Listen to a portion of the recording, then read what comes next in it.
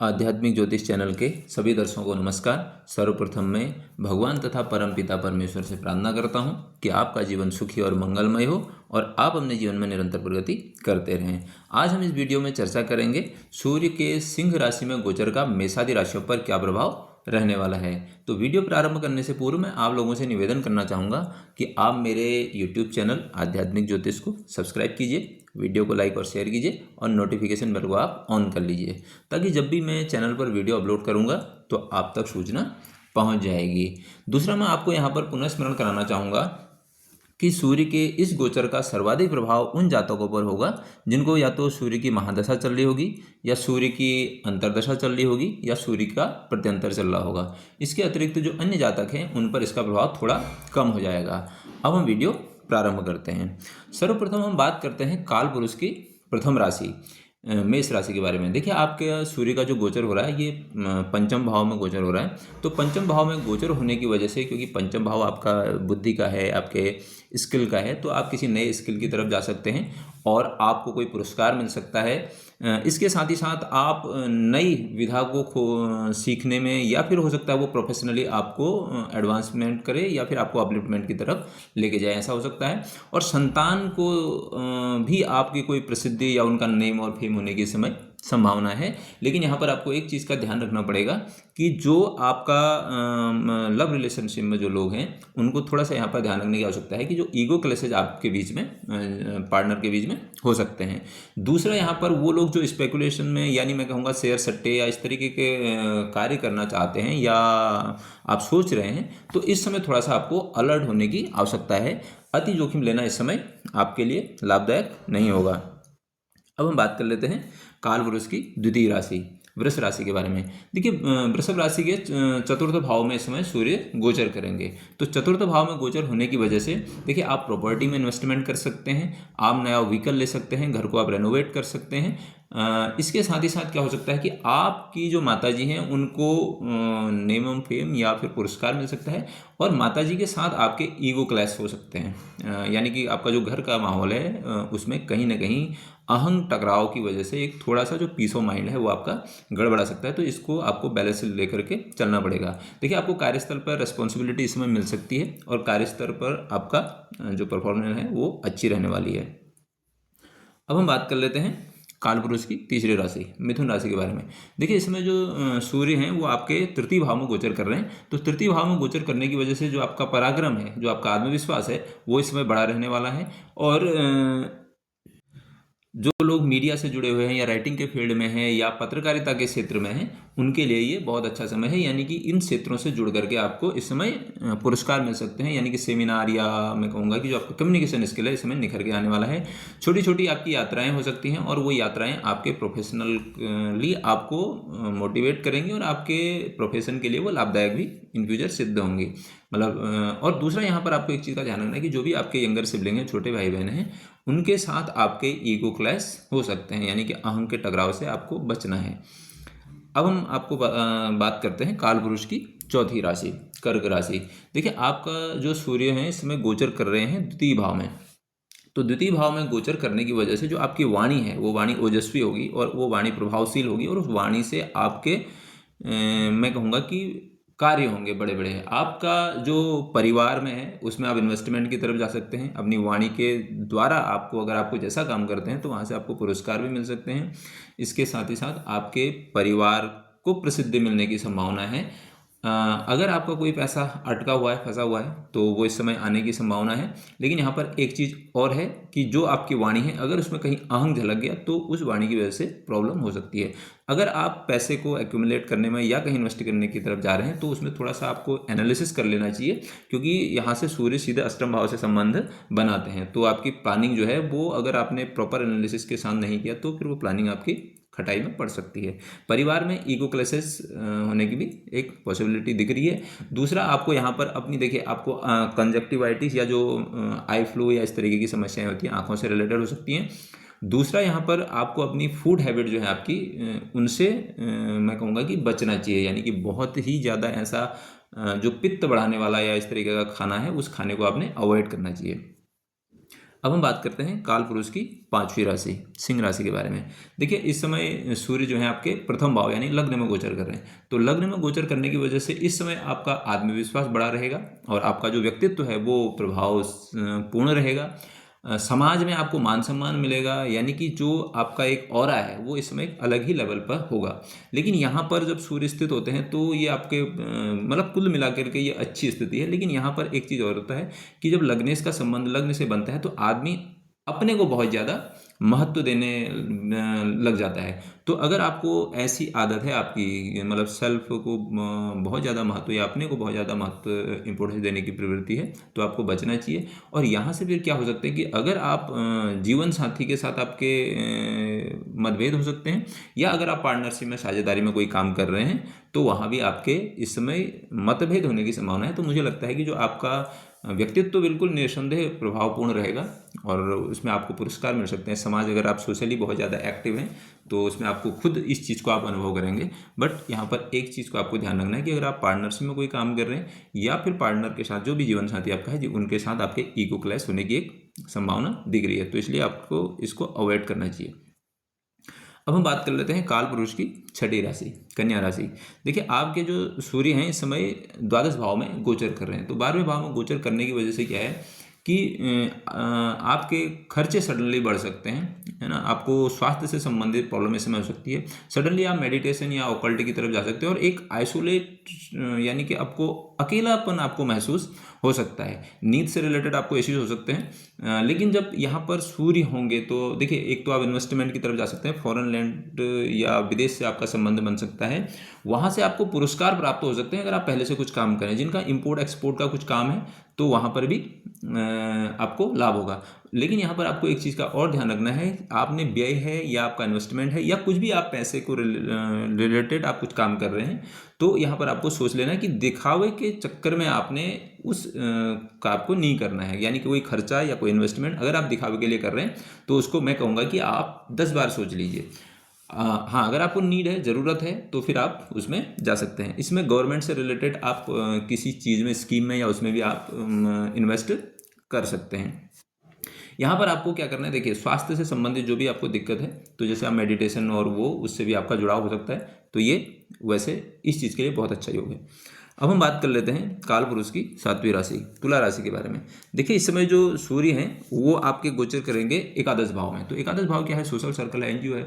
तो अगर आपका कुछ ऐसा काम है जो एनजीओ से रिलेटेड है या जहां आपको समाज के साथ जुड़ करके काम करना आता है, नेटवर्किंग का काम है, तो इस समय आपको बहुत ही अभूतपूर्व अनुभव होने वाले हैं। यानी कि आपको पुरस्कार मिल सकते हैं, बड़े बड़े लोगों के साथ आपके संपर्क हो सकते हैं और इसके साथ आपके सोर्स ऑफ इनकम जनरेट हो सकते हैं और वो आपकी जो कमाई हो सकती है वो सरकार से रिलेटेड हो सकती है, मतलब सरकार का उसमें कुछ न कुछ स्टेक हो सकता है। और इसके साथ आपको पिता से भी इस समय जो है लाभ होने की संभावना है। लेकिन यहाँ पर एक चीज़ और है कि जो आपका, क्योंकि सूर्य देखिए ना ईगो का कारक है, तो और इस समय सूर्य जो है स्वग्रही है, तो आपका जो सोशल सर्कल है वहाँ पर आपके ईगो क्लैशेस होने की संभावना है। और स्पेशली अगर आपके बड़े भाई हैं उनके साथ मुझे लग रहा है कि इस समय दिख रहा है, तो इसको आपको मैनेज करना पड़ेगा। अब हम बात कर लेते हैं काल पुरुष की आठवीं राशि वृश्चिक राशि के बारे में। देखिए इस समय सूर्य जो है आपके दसम भाव में गोचर कर रहे हैं, तो दसम भाव में सूर्य के गोचर होने से ये आपके करियर के लिए, आपके प्रोफेशन के लिए, आपके आजीविका के लिए बहुत ही बेस्ट समय है। इस समय आपको देखिए प्रमोशन हो सकता है, नई जिम्मेदारी मिल सकती है आपको। इस समय आपका वर्कलोड बढ़ने वाला है और आपका जो प्रभाव है या जो आपका ऑरा है वो इस समय काम करते हुए दिखेगा। यानी कि जो आपका स्टेटस है उसमें तो निसंदेह इस समय मैं कहूँगा कि बढ़ोतरी होने वाली है। और यहाँ पर देखिए नई जिम्मेदारी मैंने आपको बोल दिया है। और इसके साथ क्या करना है, देखिए जो आपके कलीग या जो आपके साथ जो काम करने वाले लोग हैं, आपके सीनियर या उनके साथ, वहाँ आपको ईगो क्लैश, क्योंकि जब ऑरा आदमी का बढ़ता है, जब उसके पास अथॉरिटी आती है या पावर आता है तो फिर उसके साथ ईगो भी आता है, तो उसको आपको मैनेज करना पड़ेगा। नहीं तो आपके ईगो क्लैशेस आपके जहाँ पर आपका काम करते हैं आप वहाँ पर के, यानी कि ऑफिस या वहाँ ऐसी संभावना हो सकती है। अब हम बात कर लेते हैं काल पुरुष की नवीं राशि धनु राशि के बारे में। देखिए धनु राशि जो है आपके इस समय 9 भाव में सूर्य गोचर कर रहे हैं। तो 9 भाव में सूर्य गोचर करने की वजह से क्या है कि देखिए आप इस समय हायर एजुकेशन की तरफ जा सकते हैं, विदेश से आप शिक्षा प्राप्त करने की आप सोच सकते हैं। आप तीर्थ यात्रा पर जा सकते हैं। सडनली आपका फिलॉसफी या धर्म या संस्कृति या किसी रिचुअल को जानने का आप की उत्सुकता हो सकती है। इस समय इस चीज़ के लिए ये बहुत ही बेस्ट समय है। और यहाँ पर एक चीज़ और है कि देखिए, धर्म के क्षेत्र से अगर आप जुड़े हुए व्यक्ति हैं और आप कल्चर, संस्कृति या ट्रेडिशन पर काम कर रहे हैं या हायर एजुकेशन की तरफ जा रहे हैं, तो वहाँ आपका नेम एंड फेम होगा। और इसके साथ यह है कि कोई पुरस्कार की प्राप्ति भी हो सकती है आपको।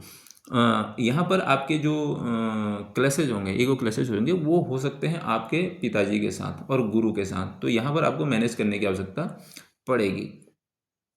अब हम बात कर लेते हैं काल पुरुष की 10वीं राशि मकर राशि के बारे में। देखिए, इस समय सूर्य जो है आपके अष्टम भाव में गोचर करेंगे। तो अष्टम भाव में गोचर करने की वजह से ये सडनली देखिए आपका क्या हो सकता है कि जो अभी तक आपका लाइफ स्टाइल था या जो भी आपका शेड्यूल थे, जो भी आपके जीवनचर्या थी, वो सडनली चेंज हो सकती है, सडनली ट्रांसफॉर्म हो सकती है और सडनली आपका माइंडसेट जो है शिफ्ट हो सकता है। यानी कि अभी पहले आप कुछ और सोचते थे, सडनली कुछ ऐसा होगा कि आपका ध्यान कुछ और तरफ से जाएगा। जैसे आपके क्या हो सकता है कि आपका कोई चलता चलता काम अटक जाए, यानी या आपके काम जो है फंस जाएं। यानी कि जो चीज़ अभी तक आपकी नॉर्मली बहुत अच्छे तरीके से चल रही थी और आप उसको एक्सपेक्ट कर रहे थे कि ये जो है इस टाइम पर पूरा हो जाएगा, लेकिन सडनली ऐसा हुआ कि उस काम में ब्रेक लग सकता है और आपके जो रिजल्ट हैं या जो परिणाम हैं आपके, वो बहुत अच्छे आपको प्राप्त नहीं हो सकते हैं। यहाँ पर आपको ये हेल्थ इश्यू भी दे सकता है, ठीक है। यानी कि कुछ भी आपके जीवन को ट्रांसफॉर्म करने के लिए ये समय है। और यहाँ पर ऐसा भी हो सकता है, जैसे मैं आपको बताऊं, कि आप सडनली ज्योतिष की तरफ या आध्यात्मिक की तरफ, मेडिटेशन की तरफ, रिसर्च की तरफ आप जा सकते हैं। और जो लोग पहले से जुड़े हुए हैं उन लोगों के लिए ये बहुत अच्छा समय है, यानी कि उनको इस समय बहुत अच्छे परिणाम प्राप्त होने की हम उम्मीद कर सकते हैं। यहाँ पर आपको देखिए, जो ईगो क्लेशेस है, एक आपने किसी को दिखाने या उसके चक्कर में बेमतलब के जो झगड़े हैं या विवाद हैं, उनमें आपने नहीं पड़ना है, जो पछड़े होते हैं। और आपके जो इन लॉज हैं उनके साथ, यानी जो ससुराल पक्ष है, उनके साथ आपके थोड़े से ईगो क्लेशेज होने की संभावना है। तो इसलिए मुझे लगता है कि इन चीज़ों को से आपको बचना चाहिए। अब हम बात कर लेते हैं कुंभ राशि। देखिए, आपके सप्तम भाव में इस समय सूर्य गोचर कर रहे हैं। तो सप्तम भाव में गोचर करने की वजह से अगर आप पार्टनरशिप में कोई काम कर रहे हैं या आपको जीवन साथी है, तो देखिए इस समय उनका ऑरा एक अलग ही लेवल पर होगा। यानी कि उनको पुरस्कार मिल सकता है। और जो आप पार्टनरशिप में बिजनेस करते हैं, उस बिजनेस को भी एक मैं कहूँगा कि एक रिकग्निशन मिलेगा और एक स्थायित्व यहाँ पर मिलने की संभावना है। नए आपके एग्रीमेंट हो सकते हैं। उस एग्रीमेंट को करने से पहले आप थोड़ा सा पढ़ लीजिए और पढ़ने के बाद प्रॉपर एनालिसिस करने के बाद उसको कीजिएगा। और यहाँ पर एक चीज़ का ध्यान रखना पड़ेगा। देखिए, इस समय आपके जीवन साथी के साथ या फिर अगर आप पार्टनरशिप में कोई कार्य कर रहे हैं, तो दोनों ही स्थितियों में आपके ईगो क्लैशेस होने की संभावना है। तो इसको आपको यहाँ पर मैनेज करने की आवश्यकता पड़ेगी। अब हम बात कर लेते हैं काल पुरुष की 12वीं राशि मीन राशि के बारे में। देखिए, आपका जो सूर्य गोचर करेंगे, ये करेंगे आपके छठे भाव में। तो छठे भाव में गोचर करने की वजह से देखिए, ये एक तो आपका स्ट्रगल सडनली बढ़ा सकता है और ऐसा हो सकता है कि आप एक तरीके से कंपटीशन मोड में आ जाएं, आपके स्ट्रगल को बढ़ा देगा। और इसके साथ आपको हेल्थ इश्यू दे सकता है। देखिए, हेल्थ इश्यूज क्या दे सकता है आपको? हाइपर एसिडिटी दे सकता है, पित्त से रिलेटेड दे सकता है, आँखों से रिलेटेड हो सकता है आपका, अगर आपका 12वां भाव खाली है तो। और दूसरा, इस समय सडनली आपको डॉक्टर को कंसल्ट करने की भी आवश्यकता पड़ सकती है। आपका रूटीन इस समय गड़बड़ा सकता है पूरे तरीके से। लेकिन ये किन लोगों के लिए बेहतर है? देखिए, जो लोग कंपटीशन के फील्ड में हैं और प्रतियोगिता कर रहे हैं और बहुत ही समय से एफर्ट डाल रहे हैं, तो इस समय उनको हम यहाँ पर कर सकते हैं कि कुछ ऐसा रिजल्ट मतलब सफलता प्राप्त हो सकती है, कुछ उनको मन मुताबिक रिजल्ट मिल सकते हैं। कोई विवाद आपका लंबे समय से शटल नहीं हो रहा था, तो इस समय वो शटल हो सकता है। लोन सेटलमेंट की तरफ जो लोग चाह रहे हैं उनके लिए बेस्ट है। और जो लोग सर्विस सेक्टर में हैं, यानी कि सेवा के क्षेत्र में काम करते हैं, नौकरी करते हैं, नौकरी पेशा वाले हैं, उनके लिए भी ये समय अच्छा है। यानी कि छठे भाव में जब सूर्य होंगे तो ये आपको सर्विस में कहीं ना कहीं एक प्रमोशन देगा, या मैं कहूँगा कि अपलिफ्टमेंट तो उसने देना ही देना है। तो यहाँ पर आपने किस चीज़ का ध्यान रखना है? देखिए, आपका जो शत्रु होगा सबसे बड़ा, एक तो रूटीन अगर आपका ठीक नहीं है, और दूसरा आपका ईगो यानी अहंकार। तो उस ईगो से आपने बचना है।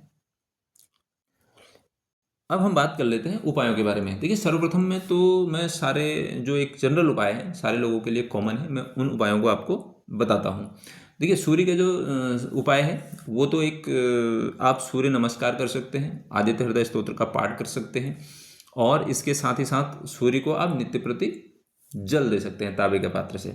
अब मैं बात करता हूँ कि जो सबसे ज़्यादा स्ट्रगल वाले हाउस होते हैं, जैसे 6, 8, 12, 3 भावों को बहुत ही ज़्यादा ये त्रिक भाव होते हैं और इनको थोड़ा चैलेंजिंग माना जाता है। तो जिन भी जातकों की कुंडली में छठे भाव से सूर्य का संबंध है, तो उन लोगों ने क्या करना है, देखिए अपने रूटीन को पहले ठीक कर लीजिए, यानी कि एक टाइम टेबल सेट कर लीजिए और उस टाइम टेबल के हिसाब से आप कब उठना है, कब सोना है, कब करना है, क्या खाना है, क्या क्या अपने परहेज करने हैं, ये आपको ध्यान रखना पड़ेगा। नहीं तो यहाँ पर क्या होगा कि आपका रोग बढ़ सकता है, और जिनका रोग पहले से उनका रोग बढ़ सकता है, और जिनको रोग नहीं है तो इस समय उनको हेल्थ इश्यू हो सकते हैं अगर उनका रूटीन खराब है। और दूसरा यहाँ पर क्या हो सकता है कि देखिए अगर आप कंपटीशन और उसमें है, मैंने आपको पहले भी बता दिया, तो उन लोगों के लिए बेस्ट है। और जैसे हेल्थ इश्यू क्या हो सकते हैं आपको, देखिए हाइपर एसिडिटी हो सकती है आपको, हार्ट से रिलेटेड इश्यूज भी इस समय हो सकते हैं, यानी कि जिनका है, और कैल्शियम से रिलेटेड आपकी बॉडी में सडनली हो सकता है कि कैल्शियम का जो है स्तर डाउन हो जाए। अब इसके बाद हम बात करते हैं अष्टम भाव में, यानी कि 8वें भाव में जिनका सूर्य गोचर कर रहा है। तो देखिए जिनका अष्टम भाव में सूर्य का गोचर हो रहा है, उन लोगों के लिए सबसे बेस्ट तरीका है कि वो लोग मेडिटेशन कर सकते हैं, ध्यान कर सकते हैं, ज्योतिष सीख सकते हैं। ज्योतिष नहीं सीख सकते हैं तो कम से कम आधा घंटा आपने निकालना है, आप ज्योतिष के वीडियोस देख सकते हैं, शॉर्ट देख सकते हैं। और इसके साथ ही साथ देखिए रिसर्च, जो भी आप काम कर रहे हैं, इसके साथ जो भी आपका प्रोफेशन है, जो भी आपकी आजीविका है, उस आजीविका में आप बहुत ज़्यादा डीप जाने का प्रयास करें, यानी कि बहुत ही सूक्ष्म स्तर पर आपका विश्लेषण करने का प्रयास होना चाहिए। बेवजह के पंगों में या बेवजह के विवादों में आपने नहीं पड़ना है। अब हम बात कर लेते हैं 12वें भाव में, यानी कि जिनका 12वें भाव में सूर्य गोचर कर रखा है। देखिए 12वें भाव में सूर्य जब गोचर करता है तो आपने क्या करना है, देखिए यहाँ पर भी आप मेडिटेशन ऑकल्ट से जुड़ सकते हैं, क्योंकि ये मोक्ष त्रिकोण का एक हिस्सा है। तो आप क्या कर सकते हैं, जैसे मैंने मेडिटेशन का आपको बताया, ऑकल्ट से आप जुड़ सकते हैं, मंत्र और उससे जुड़ सकते हैं। इसके अतिरिक्त आपने ध्यान क्या करना है कि जब भी आप कोई इन्वेस्ट करें या जब भी कोई व्यय करें, तो उसको दिखावे या उसके उद्देश्य से मत करें। तो क्या उससे क्या होगा कि फिर बाद में आपको उस चीज़ में दुख होगा कि यार ये मैंने खाली कर दिया उस समय। अब यहाँ पर एक चीज़ और है कि आप चैरिटी कर सकते हैं। देखिए चैरिटी आप कहाँ कर सकते हैं, हॉस्पिटल में कर सकते हैं, मंदिर में कर सकते हैं, किसी मंदिर का निर्माण हो रहा है तो वहाँ पर भी आप दान दे सकते हैं। तो ये आपके उपाय हो गए। तो आपने इतने ध्यान से मुझे सुना, इतना समय दिया, उसके लिए आपका बहुत बहुत धन्यवाद।